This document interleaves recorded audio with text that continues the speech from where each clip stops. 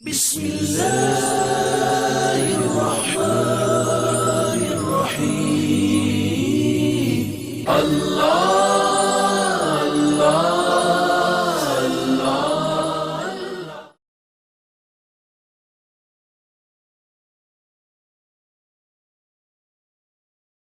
بسم اللہ الرحمن الرحیم۔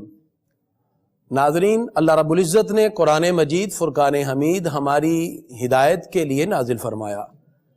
اللہ رب العزت نے آیات بینات کے اندر جہاں بہت سے ہماری عملی زندگی کے مسائل ذکر کیے، وہاں اعتقادی اور اس کے ساتھ ساتھ کچھ سابقہ قوموں کے احوال ذکر کر کے ہماری توجہ اس بات کی طرف مبذول کرائی کہ ہم کس طرح کامیاب مومن بن کے اپنی زندگی گزار سکتے ہیں۔ قرآن مجید فرقان حمید کی بہت سی آیات ان واقعات پر مشتمل ہیں جو پہلی قوموں کے اعتبار سے پائے گئے۔ پہلی امتوں کے اندر جو باتیں، جو احوال کسی نہ کسی آیت کے پرسپیکٹو میں یا کسی نہ کسی حکم الہی کی مخالفت میں اللہ رب العزت نے جو ان کو عذاب میں مبتلا کیا، پروردگار نے وہ علم التذکیر بھی ایام اللہ اس میں اس کو ذکر کر دیا، جس میں اللہ تعالیٰ نے خاص دنوں کا ذکر بھی کیا اور سابقہ امتوں کے احوال کا بھی ذکر کیا، تاکہ قوم اپنی اصلاح کرتے ہوئے ان ساری بد عہدیوں سے بچ سکے۔ آج ہم سورہ اعراف پہ بات کریں گے، 8واں پارہ سورہ اعراف۔ اعراف ایک جگہ کا نام ہے، جنت اور جہنم کے درمیان ایک جگہ ہے۔ اس سورہ مبارکہ میں ان لوگوں کا ذکر ہوا جو جنت اور جہنم دونوں میں نہیں ہوں گے، بلکہ اس کے درمیانی جگہ اعراف میں ہوں گے۔ اعراف میں کون ہوں گے؟ اس میں مفسرین کے بہت سے اقوال ہیں۔ ایک قول یہ ہے جن کی نیکیاں اور برائیاں برابر ہو جائیں گی تو پھر وہ اعراف میں ٹھہرائے جائیں گے، اور اس پر بھی جمہور کا اتفاق ہے، بالآخر جو اعراف والے ہیں ان کو جنت میں داخل کر دیا جائے گا۔ اس کی تفصیل اس سورہ میں آگے آئے گی، اسی وجہ سے اس سورہ کو سورہ اعراف کہتے ہیں۔ یہ سورت مکی ہے سوائے 5 آیات کے، اس میں 206 آیات ہیں۔ اللہ رب العزت نے اس سورہ مبارکہ کا آغاز حروف مقطعات میں سے کیا، الف لام میم صاد۔ اس کی مراد اللہ اور اس کا رسول ہی جانے۔ پروردگار ارشاد فرماتا ہے، کتاب انزل الیک، اے محبوب یہ کتاب تمہاری طرف اتاری گئی، فلا یکن فی صدرک حرج منہ، اور تمہارے جی میں اس کی وجہ سے کوئی بھی کجی، کوئی رکاوٹ پیدا نہ ہو، یعنی تمہارا جی اس سے نہ رکے۔ اللہ تعالیٰ نے یہ کتاب کیوں اتاری؟ فرمایا لتنذر بہ، تاکہ آپ اس سے ڈر سنائیں، وذکریٰ للمؤمنین، اور مسلمانوں کو نصیحت کریں، ان کو سمجھائیں کہ تمہاری زندگی کی کامیابی کس پر منحصر ہے۔ اللہ رب العزت نے ارشاد فرمایا، پہلے کتنی ہی قومیں ہیں جن کو ہم نے عذاب سے تباہ و برباد کر دیا۔ آیت نمبر 4 میں اللہ تعالیٰ ارشاد فرماتا ہے، وَكَمْ مِنْ قَرْيَةٍ أَهْلَكْنَاهَا، اور ہم نے کتنی ہی بستیاں اس سے پہلے ہلاک کر دی، وَأَسُنَا بَيَاتًا، ان کے پاس ہمارا عذاب رات کے وقت آیا، او ہم قائلون، یا وہ سو رہے تھے، یعنی ان کو خبر ہی نہ تھی، ان کے وہم و گمان میں بھی نہ تھا کہ اس وقت عذاب آ سکتا ہے۔ وہ رات کو سو رہے تھے یا دوپہر کو قیلولہ کر رہے تھے کہ اللہ رب العزت نے اپنا عذاب ان پہ مسلط کر دیا۔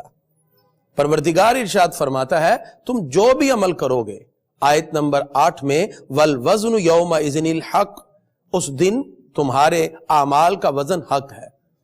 جناب حضرت داؤد علیہ السلام نے ایک مرتبہ عرض کی، یا اللہ مجھے وہ میزان اور تکڑی اور ترازو تو دکھا جس پر لوگوں کے اعمال تولیں گے۔ اللہ تعالیٰ نے جب وہ میزان دکھائی تو اتنی بڑی ترازو اور تکڑی اور کو دیکھ کر آپ نے کہا، یا اللہ کون بندہ ہے جس کے اتنے اعمال ہوں کہ یہ ترازو بھر جائے، یعنی اس کو ایک پلڑا مشرق میں ایک مغرب میں۔ تو اللہ تعالیٰ نے ارشاد فرمایا، ایک کھجور بھی میری راہ میں جو اخلاص سے دے گا میں اتنا اجر دوں گا کہ اس کے پلڑے نیکی سے بھر دوں گا۔ ناظرین سے پتہ چلا اصل چیز اللہ کی بارگاہ میں قبول جو ہوتی ہے وہ اخلاص ہے۔ یعنی پروردگار کی بارگاہ میں چیزوں کی کوانٹٹی کو نہیں دیکھا جاتا، اس کی کوالٹی کو دیکھا جاتا ہے کہ بندہ اپنے دل میں کتنے خلوص کے ساتھ اللہ کی عبادت کر رہا ہے۔ وہ ایک سورہ فاتحہ خلوص سے پڑھ لے، وہ بندے کی بخشش کے لیے کافی ہے اگر اللہ کی بارگاہ میں قبول ہو جائے۔ وہ ایک کھجور اللہ کی راہ میں صدقہ کرے اخلاص کو دل میں بسا کے، اللہ کی بارگاہ میں خلوص کا اتنا درجہ ہے۔ پروردگار ارشاد فرماتا ہے فمن ثقلت موازینہ، جس کے اعمال کے وزن بھاری ہوں گے فاولئک هم المفلحون، وہ فلاح پانے والے ہیں۔ ومن خفت موازینہ، جن کے اعمال کے وزن ہلکے ہوں گے فاولئک الذین خسروا انفسهم، یہی وہ لوگ ہیں جن کی جانیں گھاٹے میں گئیں، جنہوں نے اپنے آپ کو گھاٹے میں ڈالا بما کانوا بآیاتنا یظلمون، اس لیے کہ وہ ہماری آیتوں سے انکار کرنے والے ہیں، اس لیے کہ وہ زیادتیوں کی وجہ سے جو انہوں نے ہماری آیتوں کے ساتھ کی۔ اللہ رب العزت نے اس کے بعد جناب حضرت آدم علیہ السلام کی تخلیق کا ذکر کیا اور ابلیس اور شیطان کے انکار کا ذکر کیا۔ پروردگار ارشاد فرماتا ہے اس وقت ہم نے آدم علیہ السلام کی وہ ساری عظمتیں فرشتوں کے سامنے ظاہر کر دیں تو ہم نے کہا اسجدوا لآدم، آدم کو سجدہ کرو، فسجدوا الا ابلیس، سب نے سجدہ کیا سوائے ابلیس کے۔ ہم نے پوچھا کہ تم نے کیوں نہیں سجدہ کیا؟ اللہ تسجد اذ امرتک، جب میں نے حکم دیا، اللہ فرماتا ہے اے ابلیس، اس کو اس وقت عزازیل کہا جاتا تھا، عزت کی نگاہ سے یاد کیا جاتا تھا، عزت کے لفظوں سے پکارا جاتا تھا، پھر تو نے سجدہ کیوں نہیں کیا؟ اس نے کہا انا خیر من، اس نے عقلی استدلال کیا۔ ناظرین، کبھی انسان اپنی عقل کے غوطے اور اپنے عقل کے صوتوں میں بہ کر بھی گمراہی کی راہوں میں چلا جاتا ہے۔ اس نے عقلی استدلال کرتے ہوئے کہا میں بہتر ہوں، خلقتنی من نار، تو نے مجھے آگ سے بنایا، وخلقتہ من طین، اور اسے مٹی سے، میں افضل ہوں۔ اللہ تعالیٰ ارشاد فرماتا ہے فاہبط منہا، یہاں سے نکل جا، فما یکون لک، تیرے لیے یہاں کوئی جگہ نہیں، ان تتکبر فیہا، کہ تو یہاں رہے اور تکبر کرے، فخرج انک من الصاغرین، تو ذلت والوں میں سے ہے، یہاں سے نکل جا۔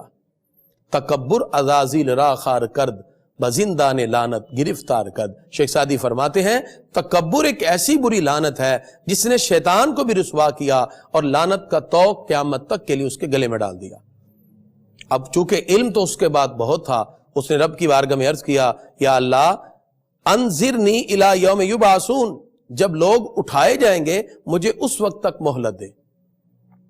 ناظرین، جس وقت قرب قیامت ہوگی تو حضرت اسرافیل علیہ السلام پہلا سور پھونکیں گے تو سب کے سب مر جائیں گے، پھر اس کے بعد تقریباً 40 سال کے عرصے کے بعد پھر دوسرا سور پھونکا جائے گا تو سب زندہ ہوں گے۔ تو اس نے یہ کہا کہ مجھے دوسرے سور پھونکنے تک، جب لوگ اٹھائے جائیں گے، زندہ رہنے کا موقع مل جائے تاکہ میں موت کی وادی سے گزروں ہی نہ۔ تو رب قدوس نے اس کی یہ بات نہ مانی بلکہ اس کو پہلے نفخہ تک مہلت دے دی۔ جب اس کو مہلت مل گئی تو اس نے پھر اللہ رب العزت کی بارگاہ میں کہا کہ یا اللہ، آج جس آدم کی وجہ سے میں تیری بارگاہ سے نکالا گیا، میں ان سارے لوگوں کے پاس ضرور آؤں گا، کبھی دائیں سے، کبھی آگے سے، کبھی پیچھے سے، اور میں ان کو گمراہ کرنے کی کوشش کروں گا۔ پروردگار ارشاد فرماتا ہے جو تیری راہ پہ چلے گا، تجھے اور اس کو، لَأَمْلَأَنَّ جَهَنَّمَ مِنْكُمْ أَجْمَعِينَ، میں سب کو جہنم میں ڈال دوں گا۔ آدم علیہ السلام سے کہا آپ رہیے اس جنت میں، اور حضرت حوا علیہ السلام سے کہا جو چاہیے کھائیے، سوائے اس درخت کے قریب نہیں جانا۔ یہ بھی اللہ رب العزت کی بہت سی حکمتوں میں سے ایک حکمت تھی۔ رب قدوس کی حکمتوں میں سے تھا کہ پھر وہ پھل جس سے اللہ نے منع کیا انہوں نے کھا لیا، اللہ تعالیٰ نے ان کو زمین کی طرف اتار دیا۔ انہوں نے رب کی بارگاہ میں پھر دعا کی، قالا ربنا ظلمنا انفسنا، انہوں نے عرض کی اے ہمارے رب، ہم نے اپنے آپ کا برا کیا، وَإِن لَمْ تَغْفِرْ لَنَا، اگر تو ہمیں نہ بخشے، وَتَرْحَمْنَا، اور ہم پہ رحم نہ کرے، لَنَكُونَنَّ مِنَ الْخَاسِرِينَ، تو ہم ضرور نقصان والوں میں سے ہو جائیں گے۔ اللہ تعالیٰ نے ان کی اس گزارش کو قبول کیا، پروردگار نے انہیں معاف کر دیا۔ خالق کائنات نے ارشاد فرمایا اب تم زندگی میں یہاں رہو گے، زندگی تمہیں دے دی جائے گی، اپنا اپنا ٹائم پورا کرو گے، جیو گے، مرو گے، اور وَمِنْهَا تُخْرَجُونَ، اور پھر اسی طرح تم میری بارگاہ میں اٹھا دیے جاؤ گے۔ حضرت آدم علیہ السلام کا یہ واقعہ ہم نے پہلے بھی ڈیٹیل کے ساتھ ذکر کر دیا۔ پروردگار نے اس مقام پر یہ بھی ارشاد فرمایا وَادْعُوهُ مُخْلِصِينَ لَهُ الدِّينَ، اللہ کی عبادت کرو اخلاص کو دین میں وتیرہ بنا کر۔ ناظرین، جس طرح پہلے بات ہوئی، اخلاص اللہ کی بارگاہ میں بہت بڑی نعمت ہے۔ انسان جو اخلاص کی دولت کو اپنا کر کام کرتا ہے، رب کی بارگاہ میں وہ بڑا پسندیدہ ہے۔ اس لیے فرمایا کہ اللہ کی عبادت کرو خالصتاً، دین میں اسی کو وتیرہ بنا کر، لہذا اخلاص اپنانا چاہیے۔ اور پھر جب ہم اللہ کی عبادت کریں، اللہ رب العزت نے آیت نمبر 31 میں ارشاد فرمایا یا بنی آدم، اے اولاد آدم، خذوا زینتکم عند کل مسجد، جب مسجد میں جاؤ تو زینت کے ساتھ جاؤ، اچھے لباس کے ساتھ، خوشبو لگا کر، اور جہاں تک ہو سکے اچھے سے اچھا ستر ڈھانپ کے، کنگھی کر کے، اچھی نیت کے ساتھ اللہ کی بارگاہ میں حاضر ہو۔ خالق کائنات نے اس مقام پر یہ بھی ارشاد فرما دیا کہ جو برے اعمال ہیں، بے حیائیاں ہیں، اللہ تعالیٰ ان کو پسند نہیں کرتا۔ اور پروردگار نے یہاں تک یہ بھی ارشاد فرما دیا کہ پروردگار نے تمہارے لیے بہت سی عظمتیں رکھی ہیں، تمہیں چاہیے کہ تم نیکی کی طرف بڑھو۔ ان آیات کا مفہوم جو میں نے آپ کی خدمت میں پیش کیا۔ اللہ تبارک و تعالیٰ نے اس مقام پر کچھ انبیاء کرام کا ذکر کیا اور کچھ پہلی قوموں کا بھی ذکر فرمایا، اور اللہ رب العزت واضح طور پہ ارشاد فرماتا ہے کہ وہ لوگ جنہوں نے میری راہ کو اپنایا، کامیابی کی راہوں پر وہی گامزن ہونے والے ہیں۔ اللہ رب العزت آیت نمبر 43 کے اندر یہی ارشاد فرماتا ہے کہ یہ جو جنت ہے وہ انہی کو ملے گی جو ایمان کی دولت سجا کر نیک اعمال کرنے والے ہیں۔ اور آیت نمبر 44 میں رب قدوس نے جنت اور جہنم والوں کا ذکر اور جو اس کے درمیان آراف والے ہیں ان کا ذکر کیا۔ اللہ تعالیٰ ارشاد فرماتا ہے کہ جب جنتی اور جہنمی اپنے اپنے مقام پر پہنچ جائیں گے، اور حضرت عبداللہ ابن عباس بھی یہی ارشاد فرماتے ہیں کہ جس وقت جنتی جنت میں، جہنمی جہنم میں، اور آراف والے درمیان میں، اور ایک قول ہے کہ آراف والے بھی بالآخر جنت میں چلے جائیں گے۔ پروردگار نے ارشاد فرمایا وَنَادَا أَصْحَابُ الْجَنَّةِ، جنت والے پکاریں گے اصحاب النار، جہنم والوں کو، ان قد وجدنا ما وعدنا ربنا حقا، جو رب نے ہم سے وعدہ کیا ہم نے پا لیا۔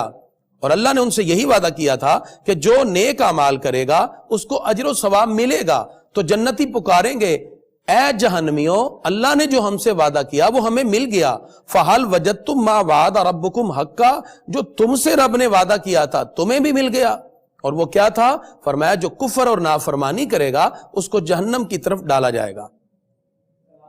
اور خالق کائنات ارشاد فرماتا ہے کہ جس وقت یہ ساری کی ساری گفتگو کریں گے وَبَيْنَهُمَا حِجَاب، جنت دوزخ کے درمیان ایک پردہ ہے، وَعَلَى الْأَعْرَافِ رِجَالٌ يَعْرِفُونَ كُلًّا بِسِيمَاهُمْ، اور اس میں کچھ مرد ہوں گے جو ان دونوں فریقوں کو پہچان رہے ہوں گے۔ جس وقت آراف والے جہنم کی طرف دیکھیں گے تو کہیں گے یا اللہ قوم ظالمین میں ہمیں شامل نہ کر، اور پھر جنت کی طرف دیکھیں گے تو کہیں گے یا اللہ ہمیں ان میں داخل کر، پھر بالآخر اللہ تعالیٰ آراف والوں کو بھی جنت میں داخل فرما دے گا۔ اور جس وقت یہ لوگ جنت میں چلے جائیں گے تو پھر دوزخی اس بات کی طمع کریں گے کہ یا اللہ ہمیں بھی ہمارے جنت میں رشتہ دار دکھا دے۔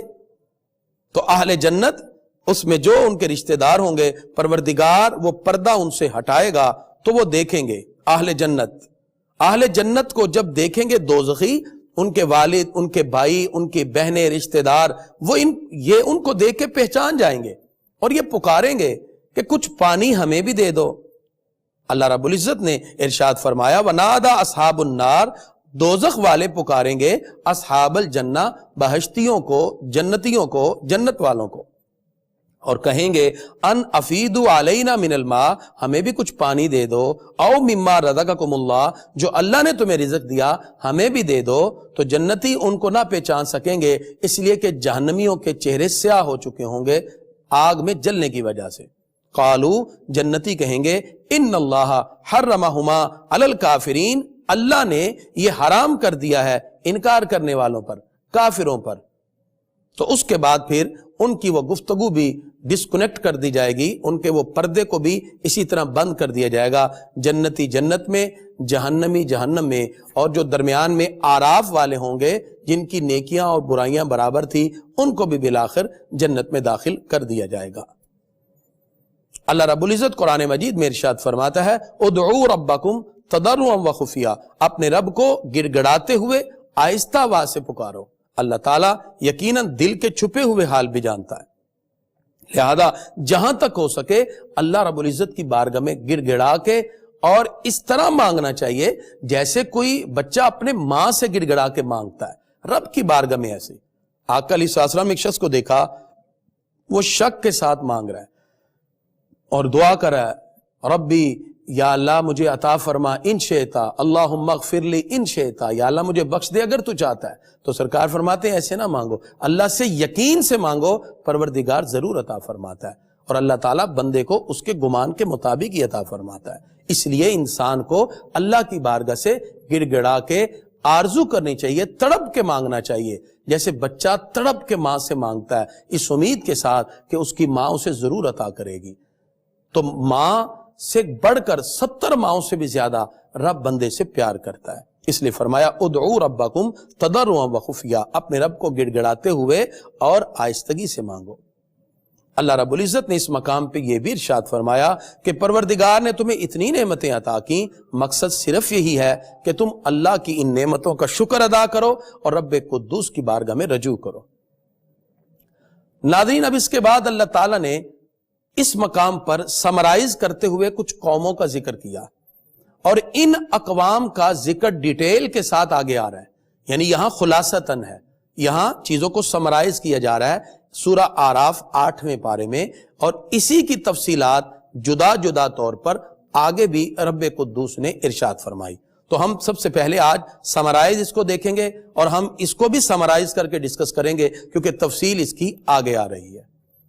اللہ رب العزت نے آیت نمبر 65 سورہ آراف 8ویں پارے میں اور 16ویں رکوع کے اندر رب قدوس نے ارشاد فرمایا وَإِلَىٰ عَادٍ أَخَاهُمْ هُودًا، اور ہم نے عاد کی طرف انہی کی برادری میں سے ہود کو بھیجا۔ اب حضرت ہود علیہ السلام کا یہاں ذکر ہوا، یہاں تھوڑی سی وضاحت میں آپ کے سامنے رکھوں۔ یہاں عاد سے مراد کیا ہے؟ ایک عاد اولا ہے یعنی پہلے عاد، ایک عاد ثانیہ ہے یعنی بعد والی عاد، دونوں قوم کو عاد ہی کہا جاتا ہے عین کے ساتھ، عاد اولا اور عاد ثانیہ۔ عاد اولا سے مراد حضرت ہود علیہ السلام کی قوم ہے، اور عاد ثانیہ سے مراد حضرت صالح علیہ السلام کی قوم ہے، اور جو حضرت صالح علیہ السلام کی قوم ہے ان کو سمود بھی کہتے ہیں، لہذا قرآن مجید میں ان کے لیے لفظ سمود استعمال ہوا۔ اور عاد اولا عاد ثانیہ یعنی حضرت ہود علیہ السلام اور صالح علیہ السلام، ان کے درمیان تقریباً 100 سال کا فاصلہ ہے، یہ آپ کو یاد ہونا چاہیے تاکہ آگے تفسیر میں آپ اس کو مکس نہ کر دیں۔ اللہ تعالیٰ نے اس مقام پہ ارشاد فرمایا کہ ہم نے عاد کی طرف ان کی برادری میں سے انہی میں سے ہود کو بھیجا، اس سے مراد عاد اولا یعنی ہود علیہ السلام کی قوم ہے۔ انہوں نے اپنی قوم سے کہا اعبدوا اللہ، اللہ کی عبادت کرو، ما لکم من الہ غیرہ، اس کے علاوہ تمہارا کوئی اور معبود نہیں۔ لیکن وہ لوگ حضرت ہود علیہ السلام کا مذاق اڑانے لگے اور کہا کہ ہم تو تمہیں بے وقوف جانتے ہیں، نعوذ باللہ، انا لنراک فی سفاہہ، انہوں نے یہ جملہ حضرت ہود علیہ السلام کے بارے میں کہا، پھر پروردگار نے ان کو تباہ و برباد کیا۔ اسی طرح اللہ رب العزت نے واضح طور پر ارشاد فرمایا فَاذْكُرُوا آلَاءَ اللَّهِ، اللہ کی نعمتوں کو یاد کرو، لَعَلَّكُمْ تُفْلِحُونَ، تاکہ تم فلاح پا جاؤ۔ اللہ رب العزت نے اسی طرح ذکر فرمایا پہلی قوموں میں سے جو لوگ بدکاری میں مبتلا ہوئے۔ خالق کائنات نے اس مقام پر واضح طور پر ارشاد فرمایا وہ لوگ جو بدکاری میں مبتلا ہوئے ہم نے ان کو صفحہ ہستی سے مٹا دیا۔ 17ویں رکوع کی پہلی آیت یعنی آیت نمبر 73 اللہ تعالیٰ ارشاد فرماتا ہے وَإِلَىٰ سَمُودَ أَخَاهُمْ صَالِحًا، اور ہم نے سمود کی طرف انہی کی برادری میں سے صالح علیہ السلام کو بھیجا۔ یہ عاد ثانیہ ہے جو قوم حضرت صالح علیہ السلام کی قوم ہے، ان کو سمود کہتے ہیں۔ انہوں نے بھی اپنی قوم سے کہا اعبدوا اللہ، اللہ کی عبادت کرو، ما لکم من الہ غیرہ، اللہ کے سوا تمہارا کوئی معبود نہیں۔ ناظرین، حضرت صالح علیہ السلام کو اللہ رب العزت نے ایک معجزہ اونٹنی کی صورت میں عطا کیا. اور یہ اونٹنی، یہ ناکا، یہ کسی سے پیدا نہیں ہوئی بلکہ پہاڑ کے پتھر سے دفعتاً اچانک ہی نمودار ہوئی. اور یہ وہ اونٹنی تھی کہ جو ایک دن پانی پیتی اس دن قبیلے والوں کو اور باقی تمام پرندوں وغیرہ کو پانی پینے سے روک دیا گیا. درندے اور حیوانات، وحوش سب کے سب رک جاتے. اور اگلے دن پھر یہ جب پانی پیتی تو اتنا دودھ دیتی کہ سارے قبیلے والے وہ دودھ سے سیراب ہو جاتے. اور اگلے دن پھر پانی پینے کی باری قوم کی ہوتی. لیکن یہ جو ناقۃ اللہ تھی، آپ نے فرمایا ہذہ ناقۃ اللہ، یہ اللہ کی ناکا ہے، یہ اللہ کی طرف سے ایک معجزہ ہے، ان کے ساتھ برا نہ کرنا. لیکن انہوں نے بھی ایسے کیا. جناب حضرت صالح علیہ السلام روکتے رہے. فعقروا الناقہ، انہوں نے ناکا کی ٹانگیں کاٹ دی.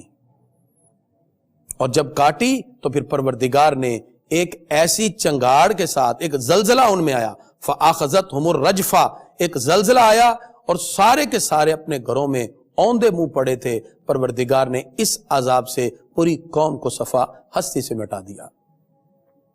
جناب حضرت لوط علیہ السلام کی قوم کا ذکر پروردگار نے آیت نمبر 80 میں کیا. حضرت لوط علیہ السلام اپنی قوم کو سمجھاتے ہیں کہ تم حلال جگہ پہ آؤ، بدکاری میں حرام جگہ کی طرف نہ جاؤ. لیکن وہ صرف اپنے شہوت کی تکمیل کے لیے عورتوں کو چھوڑ کر برائی کے راستے کی طرف جاتے، چونکہ شیطانیت کا کام تھا. اور اس پر اللہ رب العزت نے فرشتوں کو بھی بھیجا اور فرمایا کہ ایسا عمل نہ کرو. اللہ رب العزت ارشاد فرماتا ہے، آیت نمبر 81 ہے 81، انکم لتأتون الرجال شہوہ، تم مردوں کے پاس شہوت سے جاتے ہو، من دون النساء، عورتوں کو چھوڑ کر، بل انتم قوم مسرفون، تم حد سے بڑھنے والے ہو. لیکن وہ لوگ پھر بھی اس گناہ سے باز نہ آئے. اللہ رب العزت نے پھر حضرت لوط علیہ السلام سے کہا آپ یہاں سے کوچ کر جائیں. اللہ رب العزت ارشاد فرماتا آیت نمبر 83 میں، فَأَنْجَيْنَاهُ وَأَهْلَهُ إِلَّا امْرَأَتَهُ، ہم نے لوط علیہ السلام اور ان کی باقی قوم کو نجات دی سوائے ان کی بیوی کے، وہ بھی قوم کے ساتھ اسی طرح ملی ہوئی تھی. اللہ رب العزت نے پوری بستی کو الٹا کے رکھا. لوط علیہ السلام کی یہ بیوی چونکہ کافرہ تھی اور انہی کے ساتھ تھی، اللہ تعالیٰ فرماتا وَأَمْطَرْنَا عَلَيْهِمْ مَطَرًا، ہم نے ان پر بارش برسائی، پانی برسایا پتھروں کے ساتھ، وہ سب تباہ برباد ہو گئے. اس کی تفصیل آگے بھی آ رہی ہے. اللہ تعالیٰ نے آیت نمبر 85 میں ارشاد فرمایا وَإِلَىٰ مَدْيَنَ أَخَاهُمْ شُعَيْبًا، ہم نے مدین کی طرف شعیب علیہ السلام کو بھیجا. شعیب علیہ السلام نے اپنی قوم سے کہا کہ تم ناپ تول میں کمی نہ کرو. فَأَوْفُوا الْكَيْلَ وَالْمِيزَانَ، ناپ اور تول پورا رکھو. وَلَا تَبْخَسُوا النَّاسَ أَشْيَاءَهُمْ، لوگوں کو گھٹیا چیزیں نہ دو. حضرت شعیب علیہ السلام کی قوم گٹیا چیزیں لوگوں کو دیتی، ناپ تول میں کمی کرتی، ملاوٹ کرتی، اور آپ بار بار ان کو سمجھاتے رہے لیکن یہ باز نہ آئے. اللہ رب العزت نے بھی عذاب بھیجتے ہوئے ان کو بھی تباہ و برباد کر دیا. ان کا تفصیلی ذکر بھی آگے آ رہا ہے.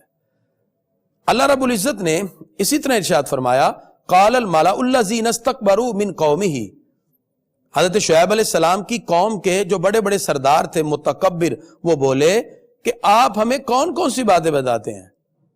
اور جناب حضرت شعیب علیہ السلام کے باتوں کا استہزاء کیا تو رب قدوس نے ان کو بھی عذاب میں مبتلا کیا.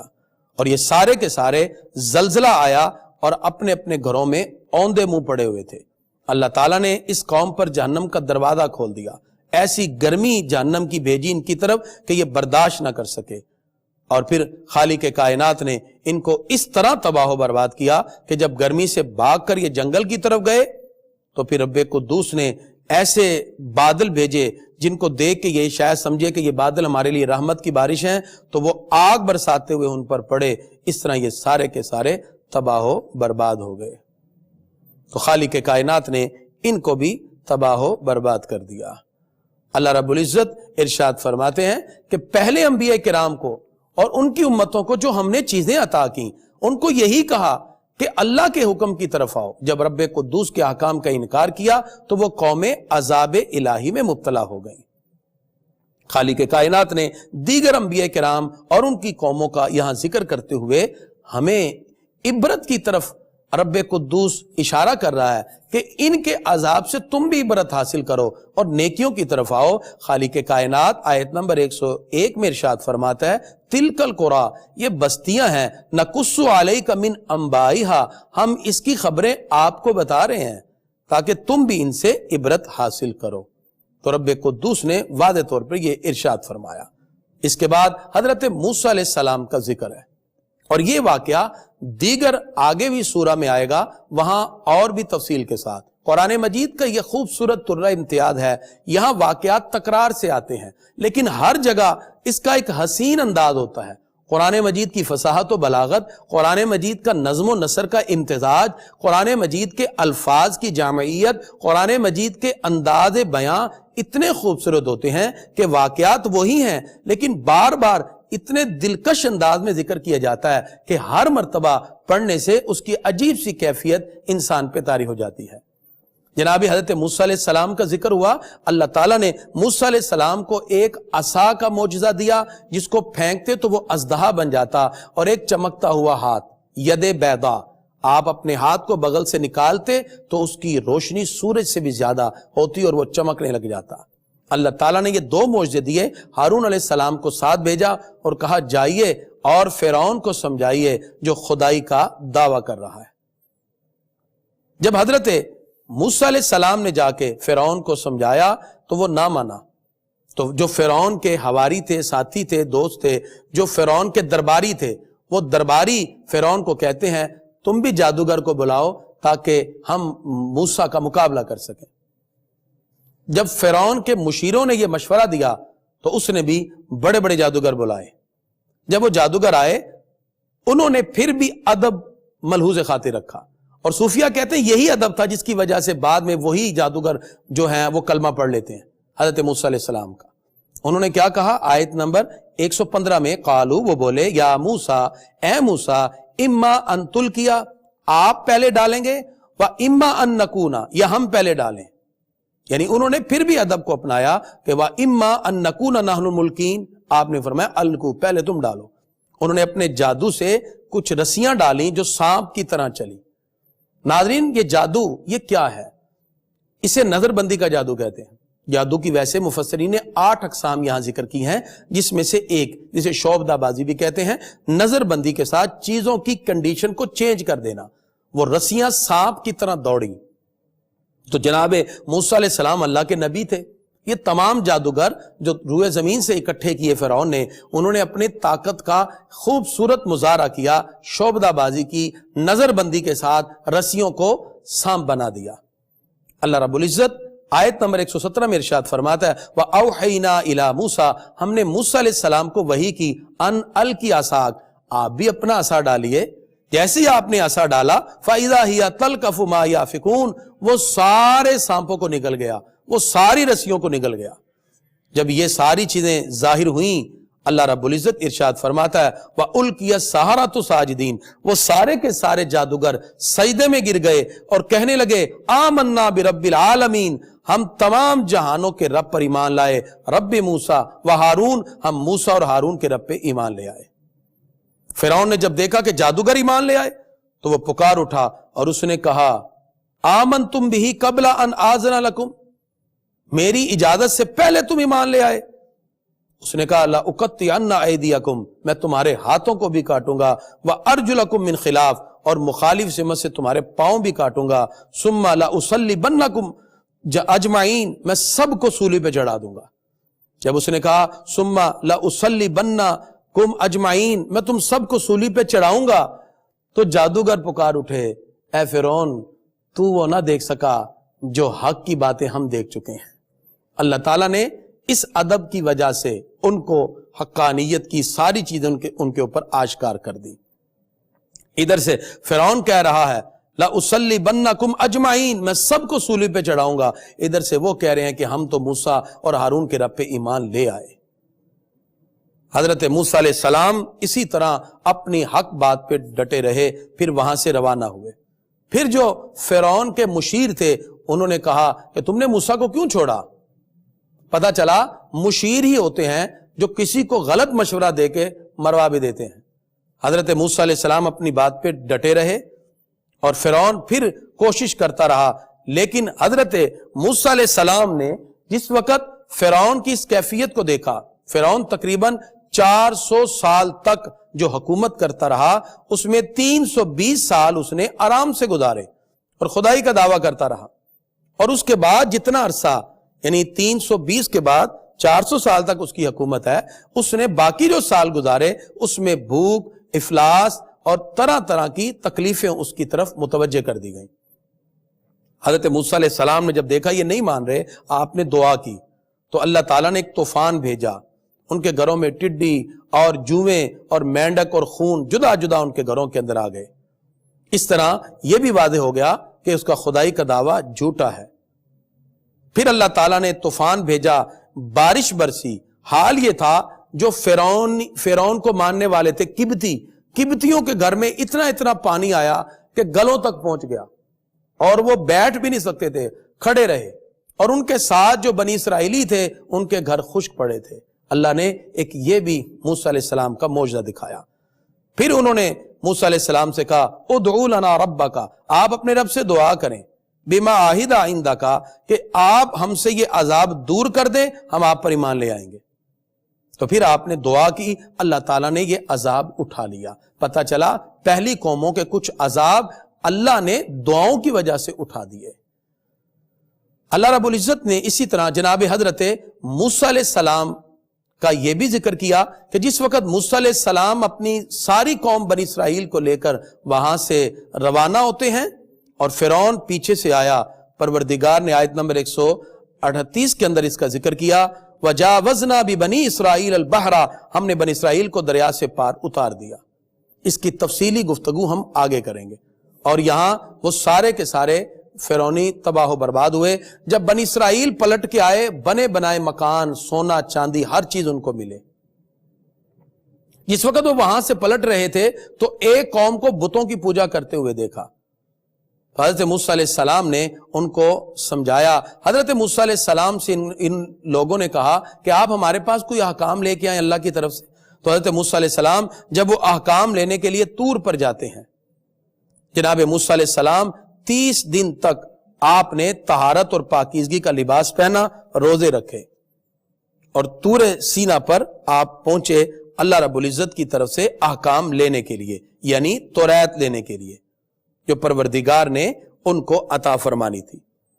30 روزے رکھے۔ جب روزے پورے ہو چکے تو آپ نے اللہ کی بارگاہ میں جانے سے پہلے مسواک کر لی۔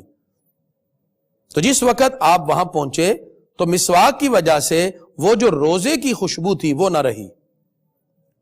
اس طرح پروردگار نے حکم دیا کہ روزے دار کی منہ تو خوشبو تو مجھے اور پیاری ہے، پھر لہذا آپ نے اور روزے رکھے۔ اس طرح 40 دن پورے ہوئے۔ موسیٰ علیہ السلام جس وقت طور پہاڑ پہ پہنچے، اللہ رب العزت نے پھر ان کو عظمتیں عطا کی۔ موسیٰ علیہ السلام رب کا کلام بھی سنتے ہیں، طور پہاڑ پر پاکیزگی اور طہارت کے لباس کے ساتھ جاتے ہیں، اور یہ وہ پہاڑ تقریباً 4 فرسنگ کا فاصلہ تھا، اللہ رب العزت اس کو اپنی رحمت سے ڈھانپ لیتا۔ اور اس مقام پہ موسیٰ علیہ السلام کو جب خالق کائنات نے عظیم عظمتوں سے نوازا تو آپ نے رب کی بارگاہ میں عرض کی، ربی ارینی انظر الیک، یا اللہ میں تجھے دیکھنا چاہتا ہوں۔ اللہ تعالیٰ ارشاد فرماتا لن ترانی، تو مجھے نہیں دیکھ سکتا۔ اللہ رب العزت نے فرمایا یہ پہاڑ ہے، ذرا اس کی طرف دیکھیے، میں ایک تجلی اس کے اوپر ڈالتا ہوں۔ فلما تجلی ربہ، جب اللہ نے ایک تجلی اس پر ڈالی، للجبل، پہاڑ کے اوپر، جعلہ دکا، تو وہ پہاڑ پاش ہو گیا۔ وخر موسیٰ صاعقہ، موسیٰ علیہ السلام بے ہوش ہو کے زمین پر تشریف لے آئے۔ پھر اللہ رب العزت نے فرمایا کہ اے موسیٰ کہ تم نہیں دیکھ سکتے۔ خالق کائنات نے جناب حضرت موسیٰ علیہ السلام سے یہ کہا کہ آپ میں دیکھنے کی طاقت نہیں ہے۔ یہ نہیں کہا کہ دیکھنا میرا ممکن ہی نہیں ہے۔ روایات سے ثابت ہے قیامت کے دن مومنین اپنے رب کا دیدار کریں گے اور دیدار سے فیضیاب ہوں گے۔ نبی کریم صلی اللہ علیہ وسلم فرماتے ہیں رأیت ربی فی احسن صورہ، میں نے بہترین صورت میں اپنے رب کو دیکھا۔ صحیح مسلم۔ اللہ رب العزت نے موسیٰ علیہ السلام کو بہت سی عظمتیں عطا کی اور توریت کو تختیوں میں دیا، اور یہ 7 یا 10 تھی۔ زبردج کی یا زمرد کی 7 یا 10 کے قریب الواح تھیں، موسیٰ علیہ السلام اٹھا کے لائے۔ پتہ چلا پہلی کتابیں لکھی ہوئی تختیوں کی صورت میں ملی، جبکہ قرآن اللہ نے یکدم نہیں دیا، آہستہ آہستہ 23 سال کے عرصہ میں اپنے محبوب کے قلب اقدس پہ نازل کیا۔ حضرت موسیٰ علیہ السلام جب تختیاں اٹھا کے لائے تو دیکھا وہ قوم ایک بچڑے کو، سونا جو ان کو اکٹھا ہوا تھا وہ سارے کا سارا سونا اکٹھا کر کے سامری نے ایک ان کے لیے بچڑا بنایا، وہ قوم پوجا کرنے میں لگی ہے۔ آیت نمبر 150 میں اللہ تعالیٰ ارشاد فرماتا ہے ولما رجع موسیٰ، جب موسیٰ علیہ السلام لوٹے الی قوم ہی، اپنی قوم کی طرف، غضبان آصفا، آپ غصے بھرے آئے، چنجلا گئے، اپنے بھائی کے بال پکڑ لیے اور کہا یہ تم نے کیا کیا؟ وَأَلْقَ الْأَلْوَاحَ، اور آپ نے تختیاں بھی ایک طرف رکھی، وَأَخَذَ بِرَأْسِ أَخِيهِ، اور اپنے بھائی کے بال پکڑ لیے، يَجُرُّهُ إِلَيْهِ، اور اپنی طرف کھینچے۔ انہوں نے کہا میرے ماں جائے، مجھے کیوں کہتے ہو؟ میں اپنی قوم کو روکتا رہا لیکن یہ قوم نہ رکی۔ بچڑے کو پوجنے کی وجہ سے اللہ تعالیٰ نے حکم دیا پھر یہ جو لوگ جو بچڑے کو پوج رہے ہیں یہ اپنے آپ کو قتل کریں۔ اس طرح یہ قوم کے 3 گروہ بنے، ایک پوجنے والے، ایک بالکل اعراض کرنے والے جنہوں نے اس سے برات کا اظہار کیا، اور ایک وہ تھے جو بالکل ہی خاموش رہے۔ تو پھر انہوں نے اپنے آپ کو قتل کیا تو اللہ تعالیٰ نے پھر انہیں معاف فرمایا۔ اسی طرح اس قوم کے 70 افراد جو تھے وہ منتخب ہوئے جنہوں نے کہا ہم نے اللہ کو دیکھنا ہے، پروردگار ایک ہی چنگار سے وہ سارے کے سارے ان کو مار دیا، پھر آپ کے کہنے پر زندہ بھی کر دیا۔ اللہ رب العزت نے یہ ساری عظمتیں اس مقام پر ذکر فرمائی۔ جناب حضرت موسیٰ علیہ السلام کے 12 قبیلوں کا بھی ذکر کیا، اور انہوں نے جب پتھر مارا، پتھر پہ عصا مارا، اللہ رب العزت ارشاد فرماتا ہے ہم نے حکم دیا ان اضرب بعصاک الحجر، پتھر پہ آپ عصا ماریے تو 12 چشمے پھوٹ پڑے، اور ہر ایک نے اپنا اپنا چشمہ پہچان لیا۔ اللہ نے یہ انعام دیا۔ پھر وَظَلَّلْنَا عَلَيْهِمُ الْغَمَامَ، رات ہوتی تو دن کے ٹائم ان پہ بادل آتا اور رات کے وقت ان کے لیے ایک ستون اترتا، ان میں روشنی ہو جاتی جب یہ میدان تی میں تھے۔ اللہ فرماتا وَأَنزَلْنَا عَلَيْهِمُ الْمَنَّ وَالسَّلْوَىٰ، ہم نے من و سلوہ ان کو دیا۔ ان پر بہت سے انعامات اللہ نے کیے، لیکن پھر بھی یہ گناہوں میں مبتلا رہے۔ ان سے کہا جاتا کہ دروازے میں داخل ہو تو سجدہ کرتے ہوئے اور یہ کہو نغفر لکم، ہماری مغفرت ہو جائے، ہمارے گناہ معاف ہو جائیں، لیکن یہ الفاظ کو بدل دیتے تو بجائے کہ حتۃ لکم کے ہنتۃ لکم کہہ دیتے۔ یہ ساری کی ساری بدعہدیاں اللہ رب العزت نے اس مقام پر ذکر فرمائیں۔ پروردگار ارشاد فرماتا ہے کہ ہم نے بہت سی بستیوں کو تباہ و برباد کر دیا ان کے انکار کی وجہ سے۔ خالق کائنات نے پہلی قوموں کا ذکر کیا اور ہمیں بطور عبرت سمجھایا کہ اے لوگو تم کسی بھی طور پر برائی کی طرف نہ چلو، بلکہ اللہ کے حکم کو اپناؤ تاکہ کامیابی کی راہوں کو تم بھی اپنا سکو۔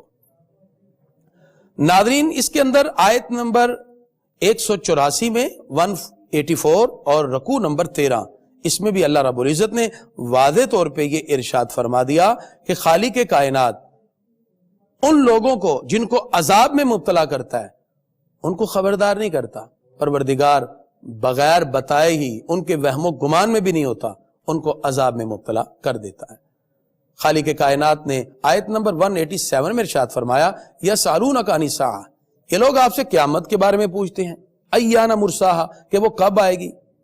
تو اللہ رب العزت شاہ فرماتا ہے کہ اس کا علم حقیقی تو اللہ کے پاس ہے، خالق کائنات نے یہ علم ظاہر نہ کیا۔ قیامت یقیناً ہے اور ہر بندے کو اپنے کیے کا جواب رب کی بارگاہ میں دینا ہوگا۔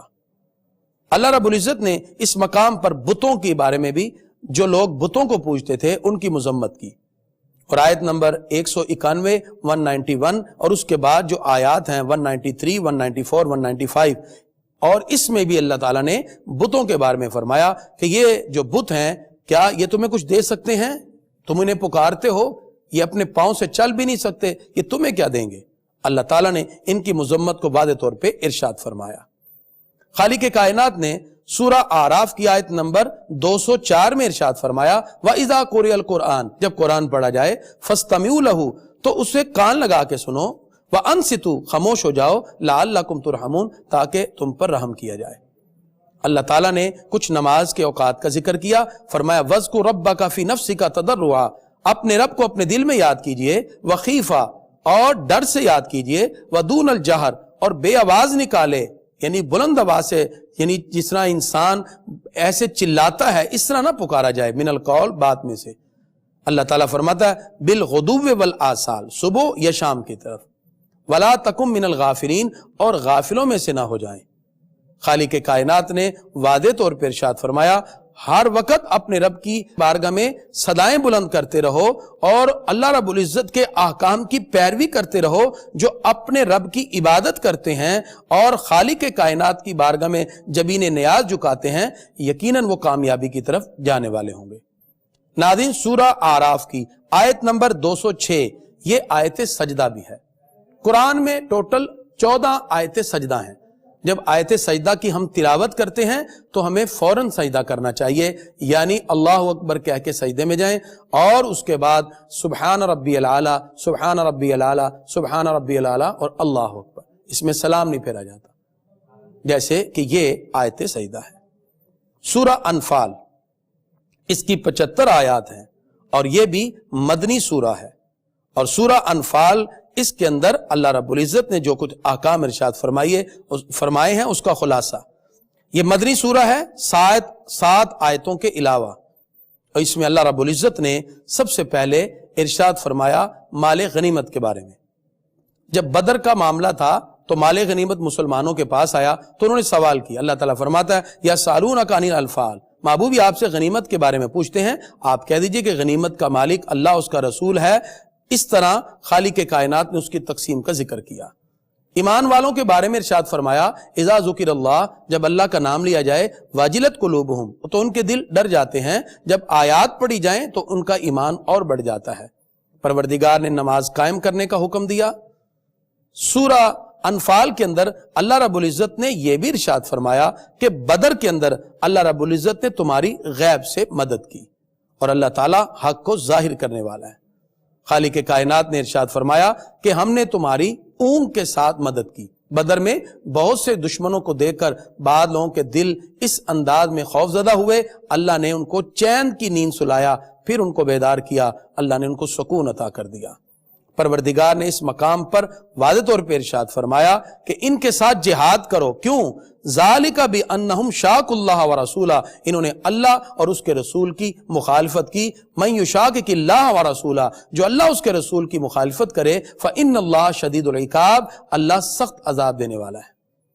اللہ تعالیٰ نے ارشاد فرمایا جب کافروں سے لڑائی کرو تو پھر ان کے ساتھ اچھی طرح جہاد کرو۔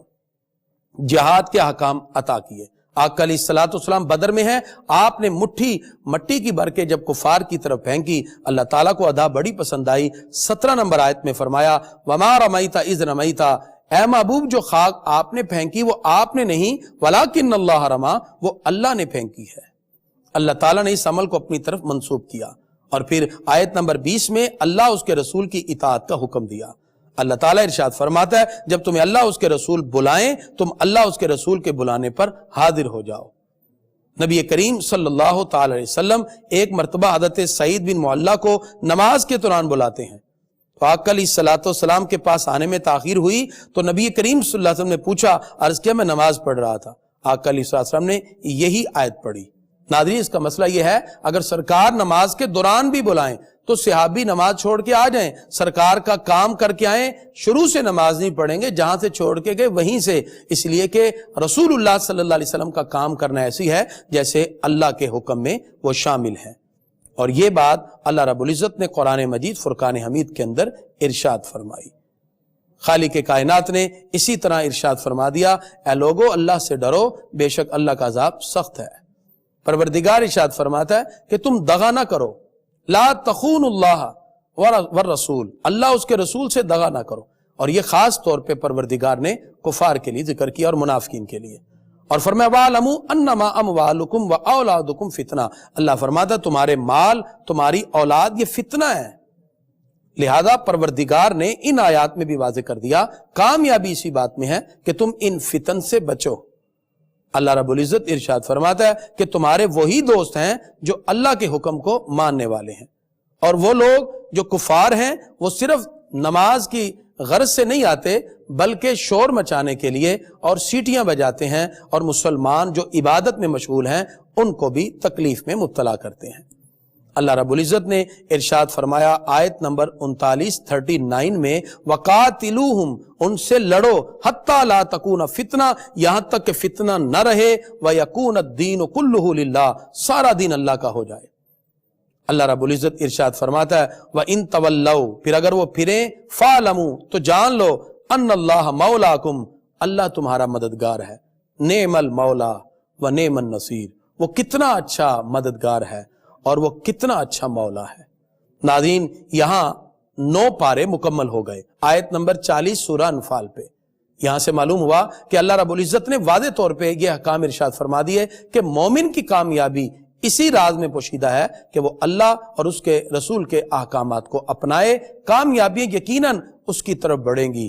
یہ سارے احکامات پروردگار نے ایمان والوں کی کامیابی کے لیے عطا کیے۔ دعا ہے اللہ رب العزت ہم سب کو قرآن و سنت کی تعلیمات کے مطابق عمل کرنے کی توفیق عطا فرمائے۔